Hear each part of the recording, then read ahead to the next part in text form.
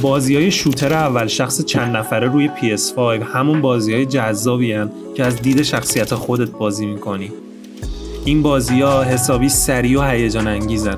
مهارت‌هایی مثل سرعت عمل، ایمینگ خوب یا همون دقت تو تیراندازی یا هماهنگی تو حرکاتو میطلبن. همکاری با بقیه تو این بازی‌ها خیلی مهمه. معمولاً به تیمایی تقسیم میشید و باید با هم کار کنید تا برنده بشید. این باعث میشه بازی‌ها عمق بیشتری پیدا کنن و به جز مهارت فردی به هماهنگی تیمی هم نیاز داشته باشی. هر بازی حالتهای مختلفی داره که هر کدوم نیاز به سبک بازی و تاکتیکای خاصی داره و همین تنوعه که بازی رو جذاب و طولانی مدت نگه می‌داره. توی این ویدیو با تعدادی از بهترین بازی‌های اول شخص شوتر پلی‌استیشن 5 آشنا میشید. بتلفیلد 2042 آخرین نسخه از سری محبوب بتلفیلد بازیکن‌ها رو به آینده‌ای پر از هرج و مرج در سال 2042 میبره. تو این آینده کشورهای بزرگ دنیا به خاطر تغییرات اقلیمی و کمبود منابع توی جنگ و رقابت شدیدی گیر افتادن. این نسخه با تمرکز روی نبردهای چند نفره بزرگ و نقشه‌های عظیم تجربه هیجان انگیزتر از همیشه رو به بازیکنان میده. نبردها توی بتلفیلد 2042 میتونن تا 128 تا بازیکن داشته باشن که این یعنی نبردها واقعا بزرگ و پویا میشن. نقشه‌های بازی هم خیلی متنوع هستن، از شهرهای مدرن گرفته تا بیابونا و مناطق یخزده. یکی از جذاب‌ترین ویژگی‌های بازی سیستم آب و هوای پویای اونه که شرایط نبرد رو به طرز غیرمنتظره‌ای تغییر میده. مثلا یه طوفان شن یا گردباد ممکنه یهو بیاد و دید رو کم کنه یا باعث تغییراتی توی محیط بشه که میتونید ازشون استفاده خلاقانه بکنید.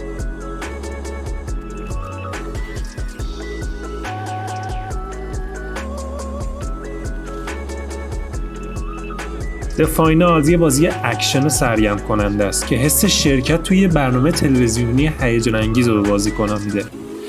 جلوه‌های بصری چشم‌نواز، صداگذاری حرفه‌ای و طراحی هنری زنده یه انرژی خاصی به بازی میده.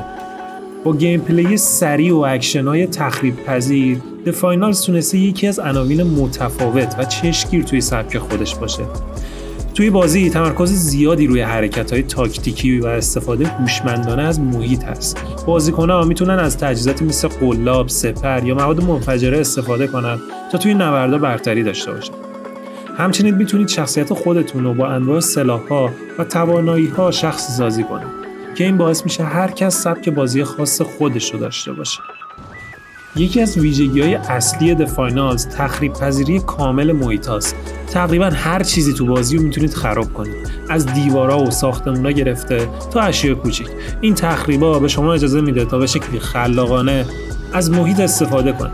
مثلا با خراب کردن دیوارا یه مسیر جدیدی بسازید یا دشمنا رو به دام بندازید. هر مسابقه با توجه به این تخریب‌پذیری پویا یا تجربه منحصر به فرده و شما رو مجبور میکنه که استراتژیاتون رو با شرایط متغیر محیطی تطبیق بدید.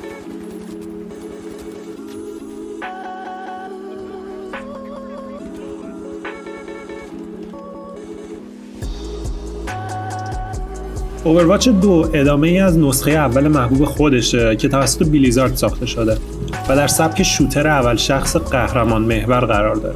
تمرکز بازی بیشتر روی همکاری تیمی و انتخاب استراتژیک هیروهاست. نسخه دوم با اضافه کردن ویژگی‌ها و حالت‌های جدید سعی کرده یه تجربه تازه رو به طرفداراش ارائه بده و در عین حال بازیکنان قدیمی رو هم حفظ کنه. یکی از تغییرات مهم بازی بهبود گرافیکی و آپدیت مدل‌ها و محیط‌های بازیه که یه ظاهر مدرن و تازه بهش داده. توی بخش PvP بازی بر اساس تیم‌های 5 نفره عمل می‌کنه. با این تفاوت که تو مقایسه با نسخه اول که تیم‌ها 6 نفره بودن، الان هر تیم یه تانک کمتر داره. این تغییر باعث میشه که بازی کمی سریع‌تر و تاکتیکی‌تر بشه و نقش تانک‌ها اهمیت بیشتری پیدا کنه. هر هیرو قابلیت‌های خاص خودشو داره و انتخاب درست اونا میتونه تیم رو به پیروزی برسونه. اضافه شدن هیروهای جدید و تغییر در قابلیت‌های هیروهای قبلی باعث میشه که استراتژی‌ها همیشه در حال تغییر باشن و بازیکن‌ها با چالش‌های جدیدی روبرو باشن.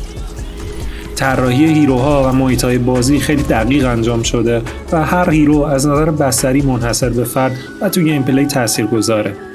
در کل اوورواچ 2 با ترکیب عناصر قدیمی و جدید یه تجربه منحصر به فرد از بازی‌های شوتر چند نفره ارائه میده.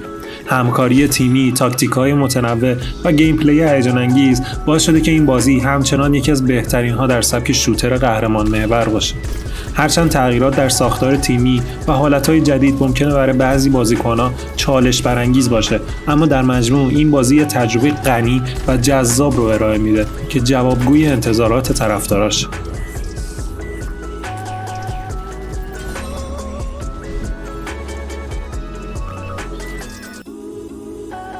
والورانت یه بازی شوتر تاکتیکی اول شخصه که به تازگی برای کنسول‌ها هم منتشر شده.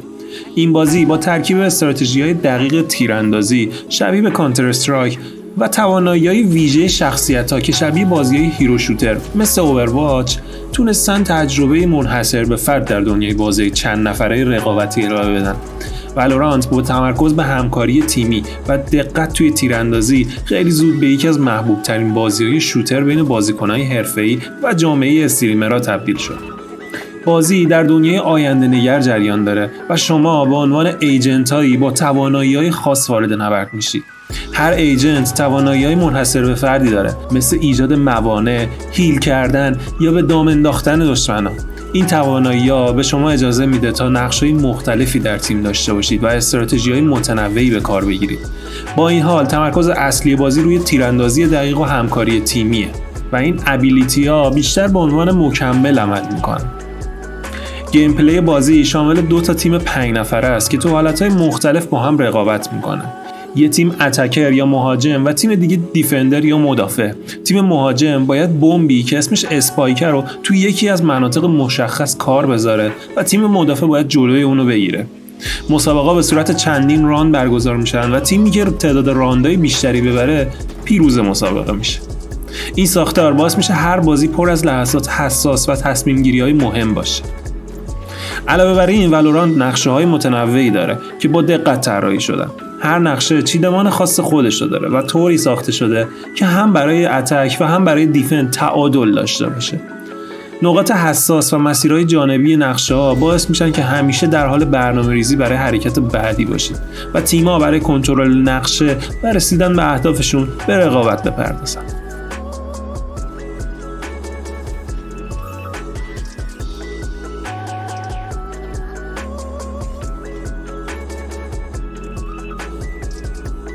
مودرن وارفر 3 همچنان همون ترکیب اکشن سریع، تیراندازی دقیق و تجهیزات نظامی مدرن رو ارائه میده که سری کال آف دیوتی به خاطر همون معروفه. سیستم تیراندازی بازی بسیار روون و پاسخگوه. بازیکن‌ها اجازه میده تا به راحتی اهداف خودشون رو نشونه بگیرن و در نبردهای نزدیک و دور موفق عمل کنن.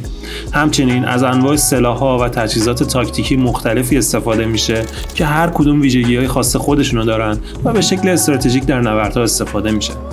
داستان با ترکیب نبردهای شدید، تعقیب و گریزها و لحظات دراماتیک حس تنش و فوریت یک جنگ جهانی رو به خوبی به بازیکن‌ها منتقل میکنه.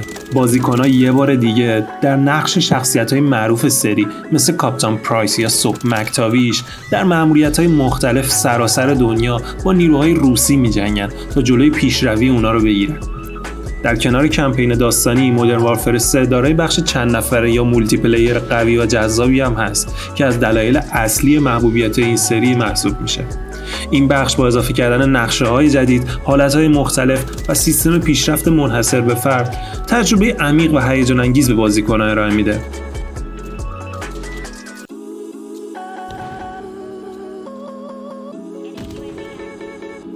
رینبو سیکس سیج با تمرکز بر گیم پلی تاکتیکی و همکاری تیمی جایگاه خودش رو به عنوان یکی از بهترین بازی‌های شوتر اول شخص چند نفره پلی استیشن 5 تثبیت کرده.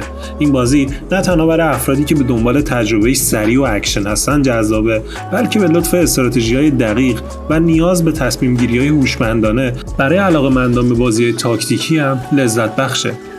جلوه‌های بصری بازی شامل نورپردازی پویا و جزئیات فراوان در طراحی محیط‌ها و اپراتوراست که حس واقع‌گرایی رو تقویت میکنه. صداگذاری حرفه‌ای بازی هم به بازیکنان کمک میکنه تا از طریق صداها مثل صدای قدم‌ها یا شلیک‌ها اطلاعات مهمی به دست بیارن و تصمیم‌های استراتژیک بگیرن. یکی از ویژگی‌های اصلی رینبو سیکس تاکید شدید بر همکاری تیمی و ارتباط مؤثر بین بازیکناست. هر تیم باید به دقت از ابزار و توانایی‌های خودش استفاده کنه و استراتژی‌های هماهنگ و دقیقی رو اجرا کنه. در غیر این صورت عدم همکاری میتونه به شکست منجر بشه. از یه سری ابزارهای ارتباطی مثل نشونه‌گذاری برای هماهنگی بهتر استفاده میشه و انتخاب و ترکیب اپراتورها به نحوی باید باشه که تیم بتونه در برابر هر استراتژی دشمن مقاومت کنه.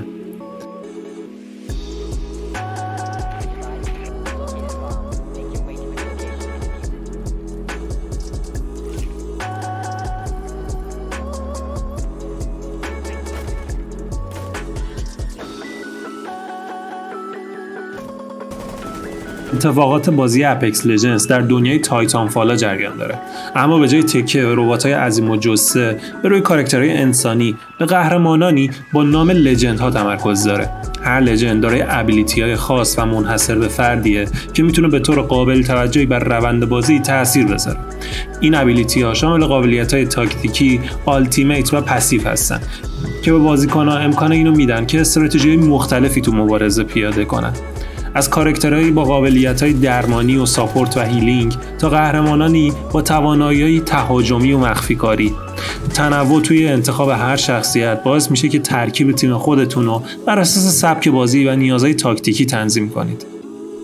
مبارزات اصلی بر پایه تیم‌های 3 نفره است که در یک نقشه وسیع و پویا با سایر تیم‌ها به مبارزه می‌پردازید. در ابتدای هر بازی تیم‌ها با پرشی هماهنگ به محل‌های مختلف نقشه میرن و باید برای بقا و شکست دیگر تیم‌ها سلاح، مهمات و آیتم‌های مختلف لوت کنن. یکی از ویژگی‌های منحصر به فرد بازی سیستم حرکت روون و سریع اونه که با اسلاید و دویدن تو محیط حرکت می‌کنید و از این مزیت برای جابجایی سریع و فرار از درگیری‌ها یا تعقیب دشمنانتون استفاده می‌کنید. بالانس مناسب بین ابیلیتی‌های شخصیت‌ها و سلاح‌ها به خوبی رعایت شده، به شکلی که هر لژند دارای یه سری نقطه قوت و یه سری نقطه ضعف و بازیکن‌ها باید به دقت از توانایی‌هاشون استفاده کنن تا تو مبارزات موفق باشن. بالانس دقیق موجود باعث شده که هیچ قهرمان یا سلاحی به طور خاصی برتر نباشه و بازیکن‌ها بر اساس مهارت و استراتژی به موفقیت دست پیدا کنن.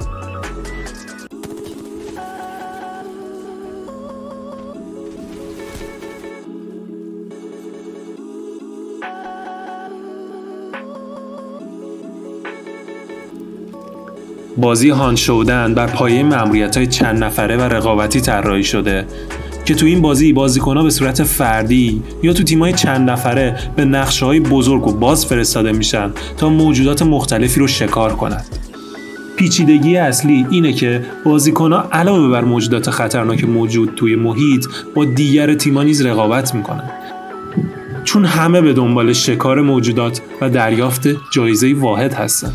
این رقابت‌ها هر مأموریت رو به یه تجربه پرتنش و پر ریسک تبدیل می‌کنه، چون باید بین شکار موجودات و درگیری با سایر تیم‌ها تعادل برقرار کرد.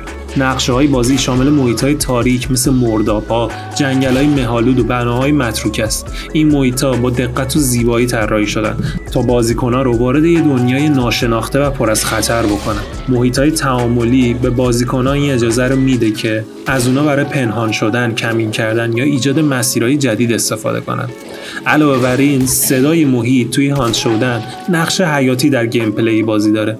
صدای قدم‌ها یا حتی صدای پرندگان میتونه نشانه حضور دشمنان باشه و شما رو وادار میکنه تا همیشه تو حالت آماده باش باشید. یکی از نوآوری‌های کلیدی این بازی سیستم پیشرفت کاراکتر و مکانیک مرگ دائمیه. اگه کاراکتری توی میدان نبرد کشته بشه، نه تنها اون کاراکتر بلکه تمام تجهیزات و پیشرفت‌های اون از دست میدید. این مکانیک مرگ باعث شده تا هر تصمیم و هر درگیری اهمیت زیادی داشته باشه و بازیکنان باید بین ریسک بالاتر برای دریافت پاداش بیشتر یا بازی ایمن‌تر برای حفظ پیشرفت خود تصمیم بگیرن. این سیستم به بازی حس اضطراب دائمی میده و بازیکنان رو وادار میکنه تا با دقت بیشتر وارد نبرد بشن.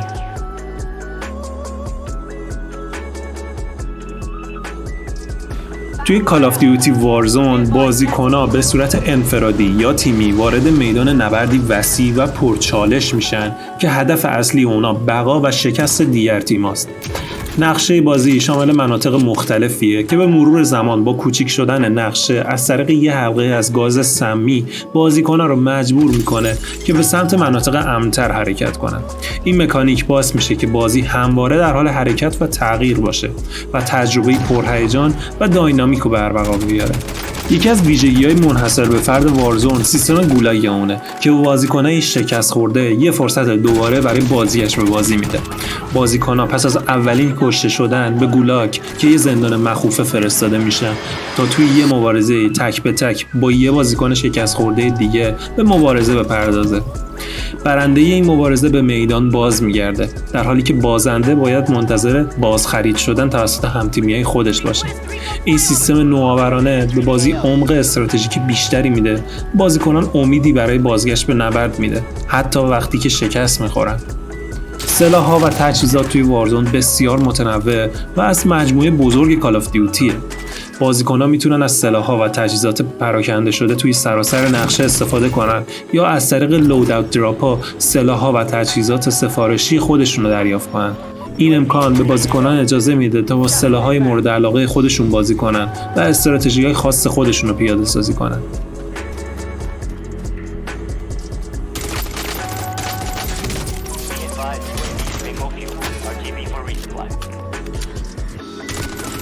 بازی Hell Let Loose یکی از بازی‌های شوتر اول شخص چند نفره PS5 که توسط استودیوی بلک ماتر توسعه یافت. این بازی توی سال 2019 به صورت دسترسی زودهنگام عرضه شد و با تمرکز بر بازآفرینی دقیق نبردهای جنگ جهانی دوم تجربه متفاوت از دیگر بازی‌های شوتر اول شخص ارائه میده. این بازی نه تنها به مهارت‌های تیراندازی نیاز داره، بلکه به استراتژی و همکاری تیمی نیز وابسته است. یکی از ویژگی‌های برجسته این بازی طراحی نقشه‌های گسترده و واقعیه که بر اساس مناطق واقعی نبردهای جنگ جهانی دوم ساخته شدند. این نقشه‌ها با جزئیات فراوان طراحی شدند و بازیکنان باید از تاکتیک‌های مختلف برای پیشروی استفاده کنند. سیستم کنترل نقشه پویا به این معناست که تیم‌ها باید برای کنترل نقاط کلیدی به رقابت بپردازند. برخلاف بسیاری از بازی‌های شوتر، هدف اصلی تنها کشتن دشمنان نیست، بلکه باید به طور استراتژیک مناطق رو تصرف کرده و منابع رو مدیریت کنید تا برنده نبرد باشید. نقشه متنوعی برای بازیکن‌ها وجود داره و هر یک وظایف و تجهیزات خاص خودشونو دارن. از سربازای پیاده نظام تا فرمانده‌های تانک و واحدهای شناسایی، هر نقش به طور ویژه برای حمایت از تاکتیک‌های تیمی طراحی شده. سیستم فرماندهی و کنترل نیز یکی از المان‌های مهم بازیه که در اون فرمانده تیم میتونه از طریق نقشه و ابزارهای ارتباطی نیروها رو هماهنگ کنه و درخواست پشتیبانی کنه. این سطح از هماهنگی تیمی باعث شده که Hell Let Loose بیشتر شبیه ساز جنگی باشه تا یه شوتر ساده. همچنین بازی به شدت بر واقع گرایی تاکید داره. از سیستم‌های تیراندازی واقع گرایانه گرفته تا محدودیت مهمات و نبود رابط کاربری اضافی برای نشونه‌گیری، همه این ویژگی‌ها رو به ایجاد تجربه نزدیک به واقعیت جنگ کمک می‌کنه. مرگ سریع بازیکن‌ها و اهمیت هر گلوله نیز این تجربه رو تقویت می‌کنه. این بازی بیشتر مناسب طرفدارای شوترهای تاکتیکی و نظامیه که به دنبال تجربه عمیق‌تر و واقعی‌تر هستن.